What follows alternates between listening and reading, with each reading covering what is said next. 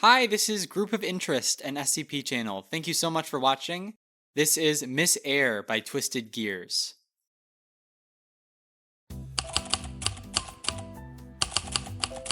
Felicia had always hated the snow. It was cold, it was wet, and she was one of the few kids who were actually upset when school was cancelled. On top of all of that, it rendered her already shoddy vehicle completely useless. So instead of driving down to her job interview, she had to walk. At least it wasn't that far. The employer, for whatever reason, had elected to hold it in the local diner.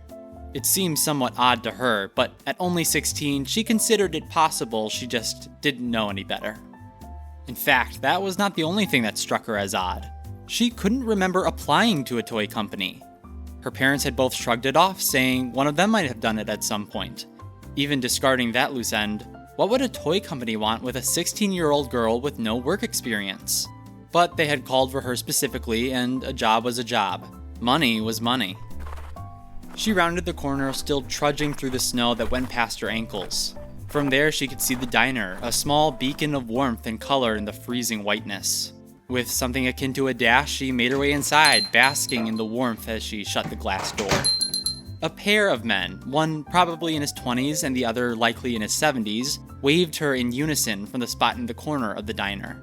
The younger had his brown hair spiked and wore a three-piece suit with a black and red tie, the jacket unbuttoned to reveal a pinkish collared shirt. The older gentleman wore a suit that held just a hint of purple and a hat that looked like it belonged in a black and white photo. "Felicia! So nice to finally meet you," the older one said.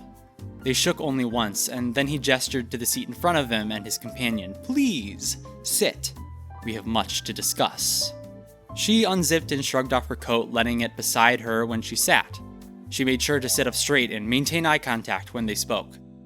"I'm Dr. Wondertainment," the gentleman said, "and this is Mr. Forgetful." They were in character, she supposed. They were a toy company after all. It made enough sense that the employees would try to have some fun with their jobs. But was the CEO of the company really conducting her interview? "And who is she?" Mr. Forgetful asked. Felicia had to respect how good he was at pretending to be completely clueless. Or forgetful, rather. "This is Felicia." Mr. Forgetful withdrew a pen and pad from his pockets. "Can I write that down?" "Not yet." He smiled at Felicia. "I have some questions for you before we really get into the thick of things." "All right, like what?" Dr. Wondertainment pulled up a briefcase from under the table. He popped it open and then rested both hands on the table, interlocking his fingers. The sleeves of his suit drew back far enough for Alicia to see a pair of scars wrapping all the way around his wrists. "Simple legal things, background check, what have you." He nodded to his cohort and extracted one of the papers from the briefcase. "Go ahead and write down her answers." "Where were you born?" "Portland, Maine." Mr. Forgetful scribbled down her answer. "You are the daughter of whom?" Michael and Anita Huertes." More scribbles. "And your full name?"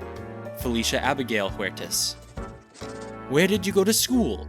Elementary, middle, high school, even preschool?"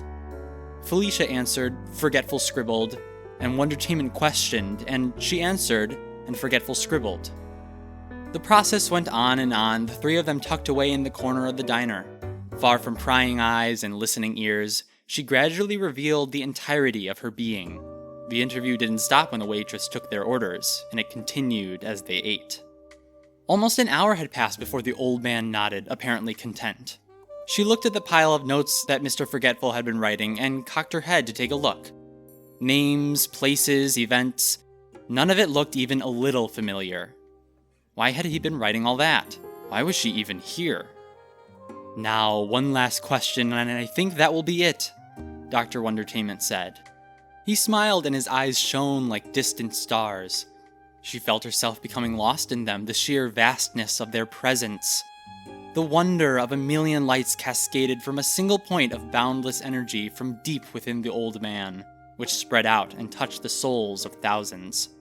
Footnote, and she felt it too. She always had.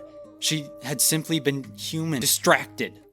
Space seemed to shatter around him as he chuckled with the endless roar of a billion stars within an infinite cosmos.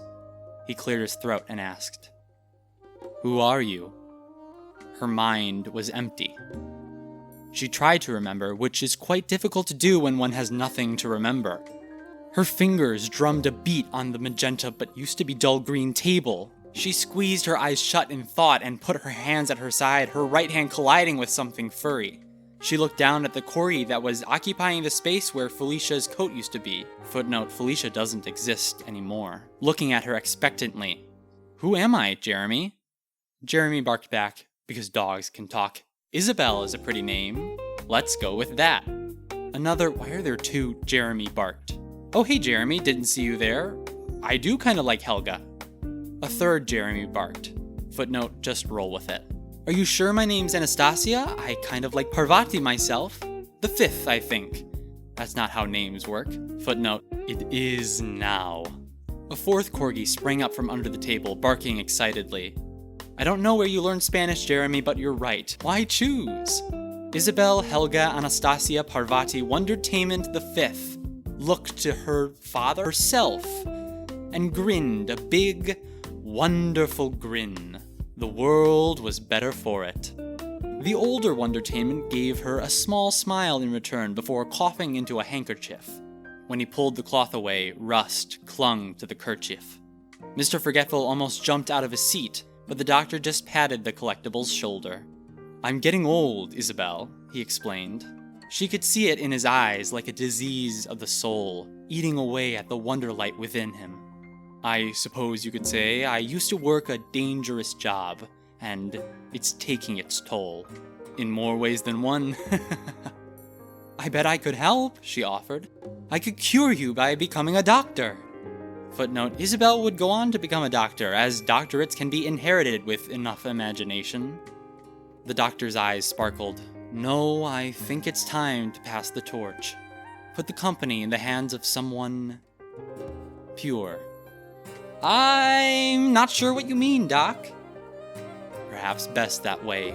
Ignorance is bliss, as they say." Isabel drew her lower lip to one side. "If you say so." "And I do." He took more papers from the briefcase. "This has been a long time coming. I have spent a lot of time and effort to speed along your growth. And when we get home, we'll speed it along even more." Isabel could see designs and notes for a series of collectibles, a group of people. Most of the documents contained the phrase, "Little Miss Heir Project." Notes detailing about removing the need to eat, making someone never age, how to make someone impossible to locate.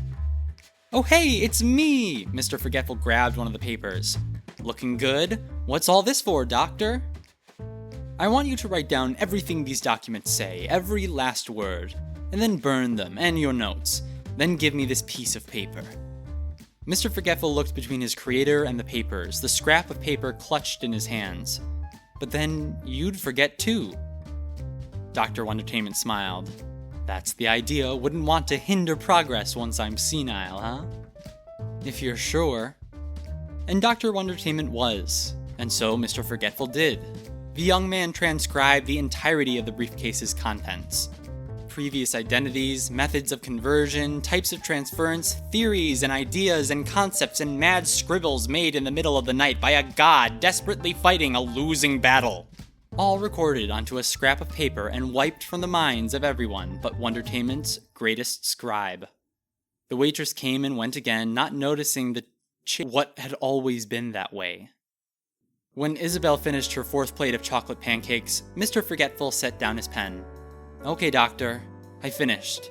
Do I go ahead and burn it now?" The old man raised his eyebrows. "Did I tell you to burn it?" "Yes." Laughter emanated from somewhere within the space-time Wondertainment occupied. "Well, then I suppose you should burn it." Mr. Forgetful withdrew a lighter from his pocket.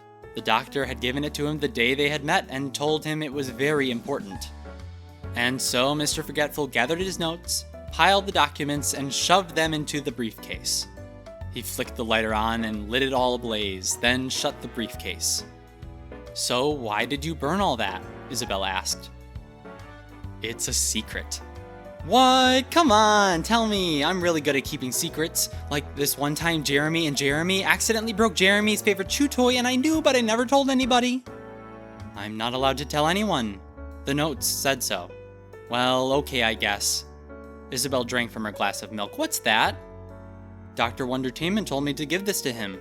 He held out the scrap of paper. I think it's important. The old man took the paper and examined it for a moment. When Isabel tried snatching it from him, he passed it over. They were instructions to drop Mr. Forgetful off at one of the Foundation sites. The director had probably ordered him like he had with the other little misters. Isabel slammed the paper down onto the table. Man, this guy is a great customer. Isn't he? He'll be Mr. Collectible in no time.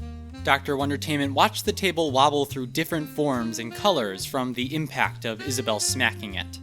You're going to be great, Isabel. The best of us yet, I think. A cartoonishly large blush covered her face, turning her ears pink. Aw, come on, you're just saying that. No, I mean it. Now, come on, it seems we have a little mister to deliver.